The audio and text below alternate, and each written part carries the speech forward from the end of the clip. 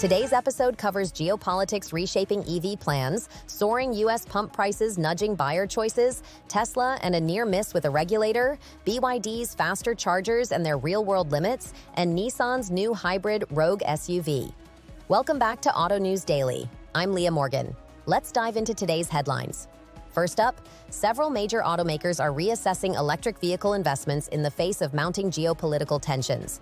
Companies are recalibrating strategies as international conflicts and supply chain vulnerabilities raise the cost and risk of long-term EV commitments. That retreat signals a more cautious industry posture and could slow the pace of vehicle electrification unless policymakers and suppliers can offer clearer stability and incentives. This development matters on multiple fronts. Automakers' investment decisions determine not just the lineup of cars we'll see in showrooms, but also long-term commitments to battery supply, charging infrastructure, and downstream suppliers.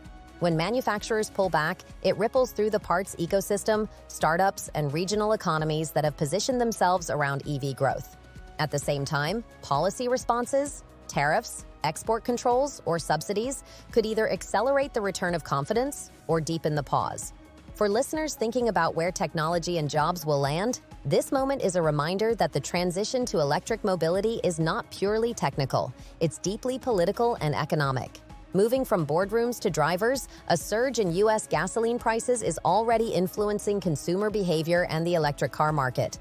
When pump prices spike, it tends to change the calculus for prospective buyers weighing the total cost of ownership between internal combustion cars and EVs.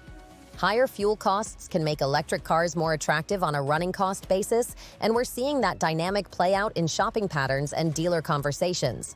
But the effect isn't straightforward. Short-term price shocks may nudge some undecided buyers toward electrification, yet sustained adoption depends on vehicle availability, charging convenience, and incentives. If automakers respond to geopolitical uncertainty by slowing EV production, then a potential demand uptick driven by fuel prices could run into supply constraints. So even as drivers feel immediate pressure at the pump, the long-term shift toward EVs will depend on how manufacturers and infrastructure providers respond over the coming months. Shifting to regulatory news, Tesla has reportedly avoided a formal recall from the National Safety Agency in an outcome that has implications for both the company and the broader industry. A near miss with a regulator over safety concerns brings into focus how manufacturers handle safety updates, communications with authorities, and the systems they use to deploy fixes. For a company of Tesla's size, escaping a formal recall may reduce immediate compliance costs, but it also raises questions about oversight and precedent in the EV industry. This episode underscores the balance regulators are trying to strike between encouraging innovation and enforcing safety standards uniformly. For consumers and other OEMs, the case reinforces the importance of transparent fault reporting and clear remediation pathways. It also highlights that high-profile safety matters are not only about technical fixes, they shape public trust and regulatory appetite for future scrutiny across all manufacturers. Next, we look at BYD's advances in EV charging technology and why their step change in charger speed might not translate into game-changing impact right away.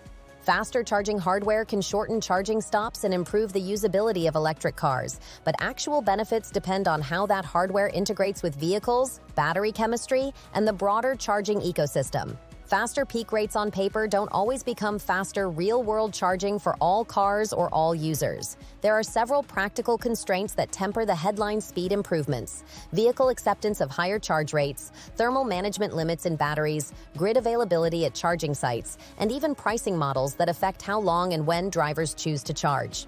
For fleet operators and drivers who regularly take long routes, incremental speed increases are meaningful.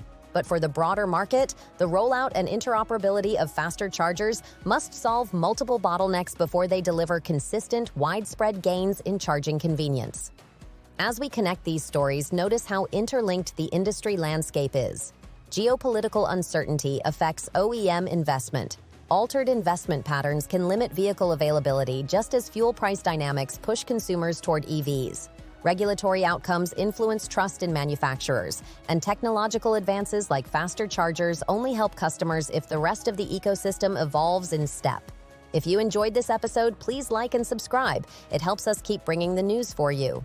Finally, the most followed story today. Nissan is preparing to introduce a new Rogue SUV built around a series hybrid powertrain. This marks a notable strategic choice for a mainstream compact SUV nameplate, blending an internal combustion engine with electric drive in a way that changes where the engine contributes power.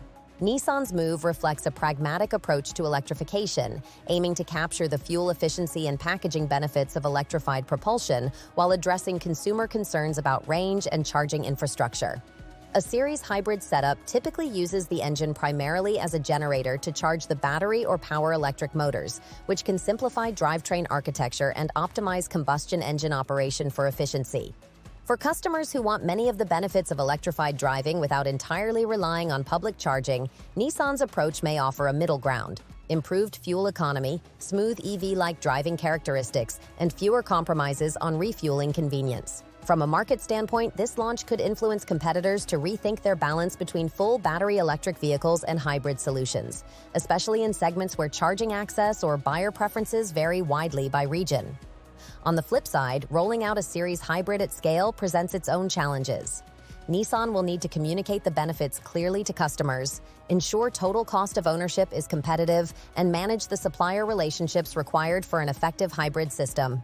It's also a test of whether consumers prioritize electric-only credentials or practical, incremental improvements that fit today's infrastructure realities. That's the latest from the automotive world. Thank you for listening. We'll be back with more updates tomorrow. See you then.